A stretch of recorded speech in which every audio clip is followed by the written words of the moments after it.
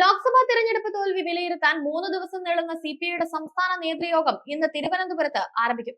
സർക്കാരിന്റെ പ്രവർത്തനങ്ങളിൽ മുഖ്യമന്ത്രിയുടെ ശൈലിയിലും മുന്നണി നേതൃത്വത്തിന്റെ പിടിപ്പുകേടിലും അതിരൂക്ഷ വിമർശനങ്ങളാണ് ജില്ലാ നേതൃയോഗങ്ങളിൽ ഉയർന്നിരുന്നത്.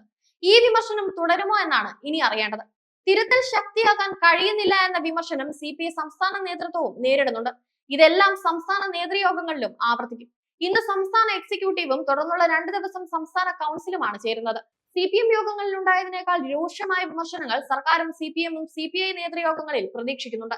മുഖ്യമന്ത്രിയുടെ പ്രവർത്തന ശൈലിയിലെ മാറ്റം, സർക്കാരിന്റെ മുൻഗണനാ പട്ടിക, SFI അടക്കമുള്ള വർഗ ബഹുജന സംഘടനകൾ ഉണ്ടാക്കുന്ന പ്രതിസന്ധി അടക്കം CPIയുടെ സംസ്ഥാന നേതൃയോഗങ്ങളിൽ ഉയർന്നു വരും.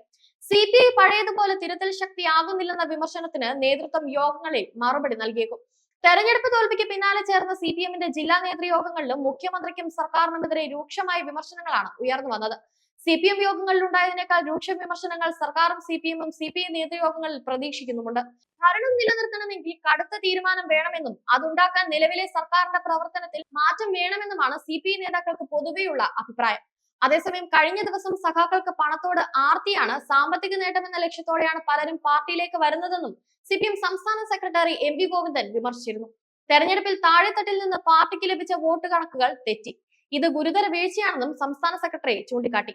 ജില്ലയിലെ പ്രാദേശിക നേതാക്കൾക്കുള്ള റിപ്പോർട്ടിംഗ് ആണ് AKG സെന്ററിൽ നടന്നത്. പാർട്ടി അംഗങ്ങൾ ക്ഷേത്രകാര്യങ്ങളിൽ സജീവമാകണമെന്ന് CPM സംസ്ഥാന സെക്രട്ടറി MV ഗോവിന്ദൻ പറഞ്ഞു. ലോക്കൽ കമ്മിറ്റി അംഗങ്ങൾ മുതൽ ബ്രാഞ്ച് സെക്രട്ടറിമാർ വരെയുള്ളവർക്ക് ലോക്സഭാ തെരഞ്ഞെടുപ്പ് പരാജയത്തെ തുടർന്നുള്ള പാർട്ടി തീരുമാനങ്ങൾ റിപ്പോർട്ട് ചെയ്യുമ്പോഴാണ് MV ഗോവിന്ദന്റെ നിർദ്ദേശം. ക്ഷേത്രങ്ങളിൽ നിന്നും വിശ്വാസവുമായി ബന്ധപ്പെട്ട കാര്യങ്ങളിൽ നിന്നും വിട്ടു നിൽക്കരുത്. പാർട്ടി അംഗങ്ങൾ പോയില്ലെങ്കിലും അനുഭാവികൾ ക്ഷേത്രകാര്യങ്ങളിൽ ഇടപെടണം. വിശ്വാസികളെ കൂടെ നിർത്തണം. താഴെത്തട്ടിലെ നേതാക്കളുടെ പ്രവർത്തനങ്ങൾക്കെതിരെയും വിമർശനമുണ്ടായി. വിദ്യാഭ്യാസ മേഖലയ്ക്കും സമൂഹത്തിന് തന്നെയും ഭീഷണിയായ SFIക്കെതിരെ CPI സംസ്ഥാന സെക്രട്ടറി ബിനോയ് വിശ്വം നടത്തിയിരിക്കുന്ന വിമർശനം വലിയ ചർച്ചയായിരുന്നു. വൈകിയാണെങ്കിലും SFI ക്രിമിനലുകളെ തള്ളിപ്പറയാൻ ബിനോയ് വിശ്വത്തെ പോലെയുള്ളവർ തയ്യാറായത് ആശ്വാസകരമാണ്. അപ്പോഴും സ്വന്തം പാർട്ടിയുടെ മറ്റ് നേതാക്കളിൽ നിന്ന് ബിനോയ് വിശ്വത്തിന് പിന്തുണ ലഭിക്കാതിരിക്കുന്നത് ശ്രദ്ധിക്കേണ്ടതുമാണ്.